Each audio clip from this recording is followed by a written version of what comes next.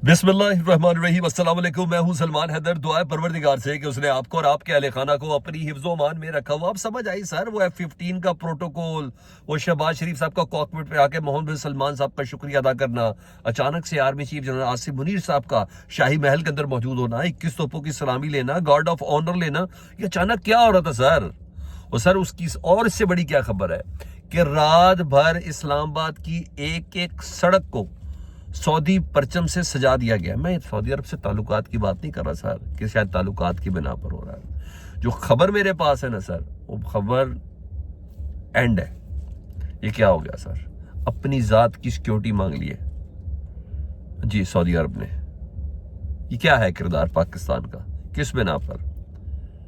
इस पर मैंने आपसे बात करनी है और आपको वो खबर देनी है जो मेरे तक पहुंची, जो मैंने कल रात के एक व्लॉग में बोला था कि ये तय है कि अगले 6 से 8 महीने बाद एक जंग का मैदान सजने वाला है और हरावन दस्ते का किरदार पाकिस्तान अदा करेगा। पूरी मुस्लिम उम्मा की security as a security adviser नहीं, एज अ प्रैक्टिकली सिक्योरिटी ये पाकिस्तान के जिम्मे आने जा रही है। और यही वजह है कि वो गैर मामूली प्रोटोकॉल मिला जो रात को हुआ है। इसको आगे चल के इसकी पूरी तफसील के साथ आपको इसको बताता भी हूँ। बड़ी अदालत खुली आज, देखें इंसाफ होता नहीं होता। इंसाफ इन्वर्टेड कॉमर्स के अंदर वो होता है। साफियों के खिलाफ क्रैकडाउन बढ़ गया और दगान साहब ने भी तुर्की बतुर्की नाम ले लेके जी हाँ जवाब देना शुरू कर दिया इसराइल के सदर साहब को, नेतन्याहू साहब को। उन्होंने कहा था ना दगान यरूशलेम मेरा है। दगान ने भी जवाब दिया कि मेरी 400 साल पुरानी हिस्ट्री है। बहुत अहम चीज़ें हैं, मैं आपके सामने रखता हूँ। सबसे पहले उस तरह साफियों वाली बात करूँ तो थोड़ा दिल कर रहा है बरादरी से मुतलिक बात करने का। काशिफ अब्बासी साहब की ट्वीट आई, उन्होंने बताया, उन्होंने कहा मेरी वाइफ जो है महर बुखारी साहबा, हम लोग बैंक गए थे अपने अकाउंट को चेक करने के लिए, कोई पैसे वैसे निकालने के लिए, और बैंक वाले ने बताया कि हमारे अकाउंट्स FIA ने फ्रोजन कर दिए जी, सॉरी फ्रीज कर दिए जी। और जब वो कर दिए और उन्होंने कहा मेरा नाम ब्लॉक लिस्ट में नोटिफाई कर दिया गया हुआ है मुकम्मल तौर पर, कई महीनों से है, और this is absurd, have we lost our citizenship right in this country, यानी हमारे इंसानी शहरी होने के हकूक भी हमसे छीन लिए गए हैं। तो ये उन्होंने इस बात का बाकायदा तौर पर बताया कि ये मेरे साथ हुआ जी। और तो ये हुआ, समीना पाशे हो गई, 1-2 दिन पहले एक और सहाफ़ी थे, यानी ये सारा मामला इधर से चल पड़ा जी।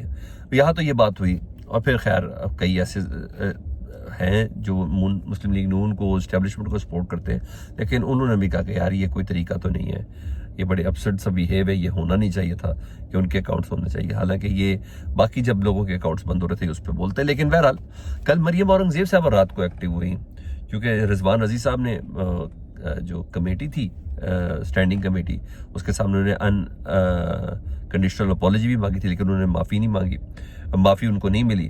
तो उस पर मरियम औरंगजेब साहबा, मरियम औरंगजेब साहबा का मतलब है मरियम नवाज साहबा, रिमेंबर इट।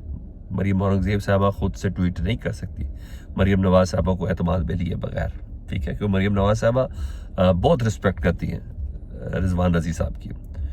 वो कहती है सीनियर सहाफ़ी व्लॉगर रिजवान रजी जमहूरी जद्दोजहद में मीडिया की एक ताकतवर और तवाना आवाज़ है।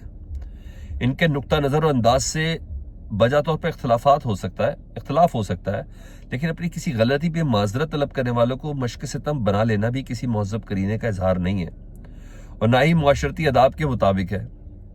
अगर अफसोसनाक अमल था तो ये इससे भी ज़्यादा काबिल मज़म्मत रवैया है। एक वाक़े को लिसानी, सुबाई या कोई और रंग और भी ज़्यादा अफसोसनाक और मुतासिबाना है। ये उन्हें रिजवान रजी साहब की बाकायदा तौर पर साइड, फिर बोल रहा हूँ, ये मरियम औरंगजेब साहबा नहीं, ये मरियम नवाज साहबा ट्वीट कर रही हैं, ये ज़हन में रखिएगा। ये रिजवान रजी साहब पे इल्ज़ाम है कि उन्होंने सिंधियों की, बलोचियों की, पश्तूनों की के हवाले से हद तक अमेज़ उनको किया। वो वीडियो तो सारी आपने देखी हुई है। मेरी नज़र में आमतौर पर माफ़ी का मतलब माफ़ी मिल जानी चाहिए, लेकिन मामला इधर बहुत ज़्यादा सीरियस हो गया। पीपल्स पार्टी इसको टेकअप कर चुकी हुई है, इस्टेब्लिशमेंट भी कहती है हम नहीं है बीच में। खैर अगर कोई ना कोई हल इस्टेब्लिशमेंट ही इसका बाद में जाके निकालेगी। लेकिन ये मैंने आपको ट्वीट बताना था कि काश ये काशिफ अब्बासी के लिए बोलते, काश ये समीना पाशा साहबा के लिए बोलती, काश ये उन दीगर अफराद के लिए बोलते जिनके अकाउंट्स बंद हैं, तो मेरा ख्याल है कि सबसे ज़्यादा मुनासिब होता। अच्छा, यहाँ तो ये चीज़ हो गई। अब 2 खबरें जरा और हैं जी। सबसे पहले मैं जरा सऊदी अरब वाली बताऊँ, मेरे से रहा नहीं जा रहा, मैंने कहा वो आपको मैं बता दूँ जी। कल शहबाज शरीफ साहब गए एक दिन के दौरे पर, वो मुआहदा हो गया, सामने आ गया सर। मैंने आपको खबर दी थी कि हम एक जंग के जोन में जा रहे हैं, ये तमाम चीज़ें होगी, पाकिस्तान को खास जिम्मेदारी मिलने वाली है। ये इसी बिना पर गैर मामूली प्रोटोकॉल दिया गया था F-15 का। और फिर शहबाज शरीफ साहब ने जिस तरह कॉकपिट में किया, मुबारक उनको शुक्रिया किया मोहम्मद बिन सलमान साहब का। फिर 21 पर उनको सलामी मिली और फिर शाही महल में ऐसा लग रहा था डोनाल्ड ट्रंप साहब आए। तो सर बता, समझ तो आ रही थी कि क्या था। तो मैंने आपको बताया कि कुछ ऐसा है। और सर पूरी उम्मा जाए भाड़ में, ये मेरा एनालिसिस है, पूरी उम्मा जाए भाड़ में। सऊदी अरब साहब ने अपना मामला सीधा, क्योंकि मुस्लिम उम्मा की वाहिद एक एटमी ताकत भी है, जंग जीती भी है, अभी हालिया तौर पे भारत को शिकस्त दी भी है, लड़ाई और हमारे इक्विपमेंट इन सब का बहुत ज़्यादा। पाकिस्तान का मतलब चीन के साथ उनके सारी मामला हो गए ना मुकम्मल तौर पर। जो अमेरिका के साथ बेसिकली सऊदी अरब की सिक्योरिटी की जो जिम्मेदारी है ना, वो अमेरिका ने ली हुई है, वो पाकिस्तान को तफवीज़ की गई है। जी हाँ, वो मुआहदा हो गया है। सऊदी अरब ने अपनी जान को किया। सऊदी अरब ने कतर नहीं देखा, सऊदी अरब ने ईरान नहीं देखा, सऊदी अरब ने शाम नहीं देखा, सऊदी अरब ने फ़लस्तीन नहीं देखा। उन्होंने कहा मैं, क्योंकि इसराइल आ रहा है अब आगे, उन्हें इसलिए हम ये SMDA वाला दिफाई मुआहदा कर दिया जी। सऊदी अरब ने, पाकिस्तान और सऊदी अरब के दरमियान स्ट्रेटेजिक बाहमी दिफाई मुआहदे पर दस्तखत हो गए रात को जी। और आर्मी चीफ मौजूद थे इस दस्तखत में। सऊदी वलीअहद मोहम्मद बिन सलमान और वज़ीर आज़म शहबाज शरीफ ने स्ट्रेटेजिक बाहमी दिफाई मुआहदे पर दस्तखत किए। ये मुआहदा जो दोनों ममालिक की अपनी सलामती को बढ़ाने, अच्छा हमें तो अपनी सलामती के लिए कभी हमें तेल की ज़रूरत होनी है, ठीक है, खजान में पैसे डालने के लिए। अच्छा अब जरा सुनती जाइएगा। यह मुआहदा जो दोनों ममालिक की अपनी सलामती को बढ़ाने, खित्ते और दुनिया में सलामती और अमन के हसूल के लिए मुश्तरका अज़्म की अक्कासी करता है। इसका मकसद दोनों ममालिक के दरमियान दिफाई ताउन को फरोग देना। दिफाई ताउन से क्या मुराद है? दिफाई ताउन तो पाकिस्तान करेगा ना, ठीक है जी। और किसी भी जारियत के खिलाफ मुश्तरका दिफा और तहफ़्फ़ुज़ को मजबूत बनाना है। मुआहदे में कहा गया कि किसी भी एक मुल्क के खिलाफ किसी भी जारियत को दोनों मुल्कों के खिलाफ जारियत तस्वुर किया जाएगा। जो पाकिस्तान आइडिया दे रहा था कि ऐसा नेटो तरस का बनाया जाए कि किसी एक मुल्क पर हमला, मुस्लिम मुल्क पर हमला, तमाम पर हमला तस्वुर किया जाएगा, उसने देखा था नहीं बाकी मुल्क छोड़े, मेरा और पाकिस्तान रहने दें। उन्होंने कहा मुआहदे में कहा किसी भी एक मुल्क के खिलाफ किसी भी जारियत को दोनों मुल्कों के खिलाफ जारियत तस्वुर किया जाएगा। वज़ीर आज़म शहबाज शरीफ ने सऊदी वलीअहद मोहम्मद बिन सलमान से पहले मुलाकात की, दो तरफा ताल्लुकात, दीगर अहम अमूर पर तबादला ख्याल किया। फील्ड मार्शल सईद आसिम मुनीर साहब, वज़ीर दिफा ख्वाजा आसिफ साहब, वज़ीर ख़ारजा इसहाक डार साहब, वज़ीर ख़जाना मोहम्मद औरंगजेब साहब भी शरीक थे।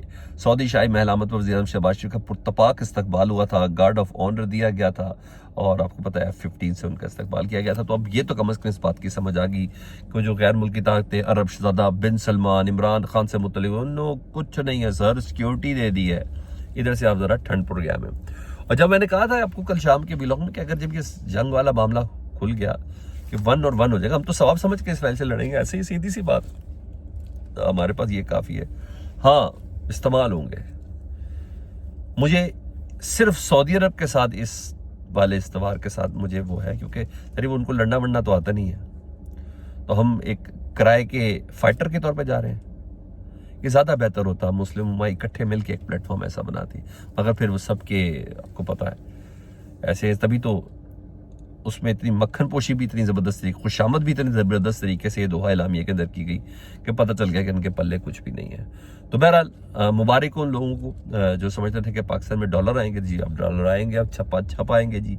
दो तरफा का मतलब क्या, दो तरफा से वो डॉलर ही आना है ना उधर से, तो ये होगा। तो पाकिस्तान एक नए फेज़ के अंदर है और फिर जब अगर ऐसा हो गया तो मेरे एनालिसिस के मुताबिक कम अज़ कम सब कुछ होगा।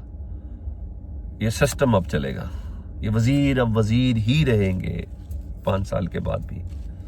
अगर ऐसा हुआ तो ब्रदर इस्लामी मुल्क जो है ना, उसकी अब यकजान 2 कालिब हो गए हम लोग।